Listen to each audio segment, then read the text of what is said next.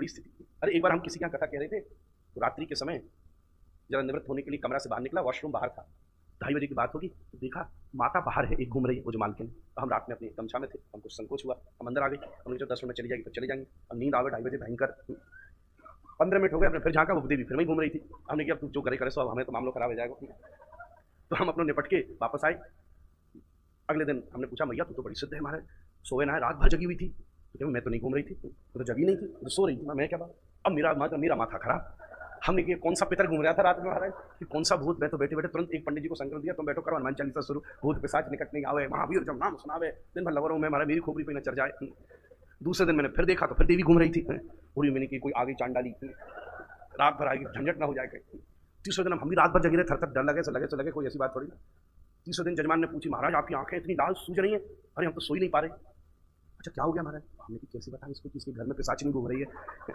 फिर कैसे बताएं, फिर हमने उसको कहा बहुत ही सीरियस बात है, जरा एकांत में बैठना अकेले। ठीक है बैठी, तो हमने उसको बताने शुरू किए भैया बुरा देखो बहुत सीरियस बात है। फिर हमने थोड़ा दिमाग लगा के, तुम्हारी 5-7 पीढ़ियों में किसी की अधोमृत्यु हुई थी क्या, अकाल मृत्यु, किसी की हत्या हुई थी क्या? कुछ हमारे क्या बात कर रहे हो, हमारी माता भी खराब है, 3 दिन जब कोई सोए ना तो कहाँ से माता, बड़े बड़े महापंडितन को माता खराब है जाना सोए तो। हमारी खूबी ना सूझ रही, कथा भी ऐसी चल रही कि हमने द्रौपदी की रक्षा नरसिंह भगवान से करा दी महाराज, ऐसी कथा चल रही। क्या करें महाराज, सोए नहीं आदमी तो क्या करे, ऐसे करेगा।